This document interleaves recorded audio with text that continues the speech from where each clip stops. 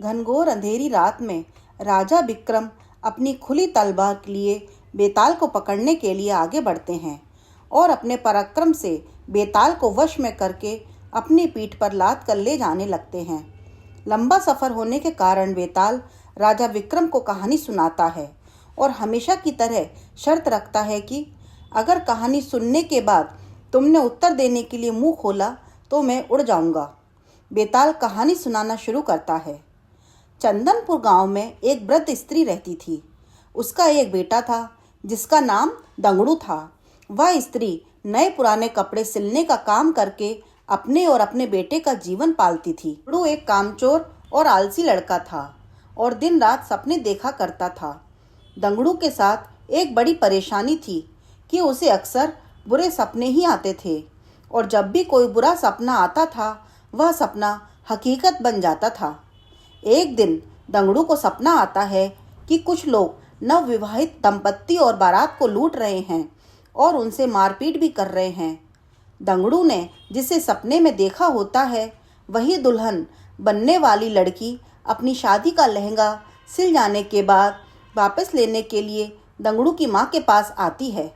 दंगड़ू फौरन उसे अपने सपने वाली बात कह देता है। वह लड़की अपनी माँ और ससुराल वालों को यह बात बताती है, पर सब लोग इस स्वप्न वाली बात को वहम समझकर अनसुना कर देते हैं। शादी के बाद जब वर वधू बारात के साथ जा रहे होते हैं तब सपने वाला वाकया सच में घटित हो जाता है और इस पूरी घटना में दंगड़ू पर आरोप लगते हैं कि वही लिटोरो से मिला होगा, वरना उसे कैसे पता चल सकता है कि ऐसा ही होगा। और शक की बिना पर सारे लोग मिलकर दंगड़ू की खूब पिटाई करते हैं। इस घटना के कुछ दिनों के बाद एक रात दंगड़ू को सपना आता है कि मोहल्ले में रह रही चौधराइन का नया मकान गृह प्रवेश के दिन जलकर राख हो जाता है। तभी अगले दिन ही चौधराइन उस मकान को बनवाने की खुशी में लड्डू लेकर दंगड़ू की माँ के पास पहुँचती है और गृह प्रवेश समारोह के जलसे में आने का न्योता देती है।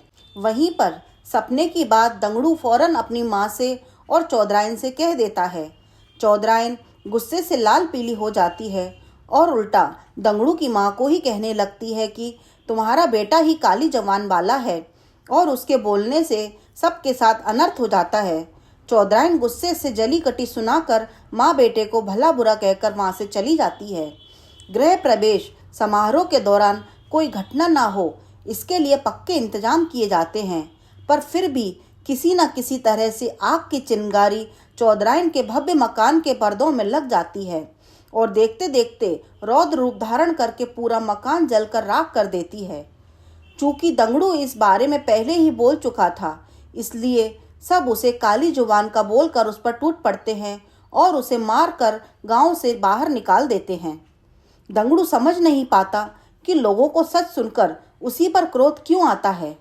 खैर, दंगड़ू एक दूसरे राज्य चला जाता है जहां उसे रात की पहर में महल की चौकीदारी करने का काम मिल जाता है।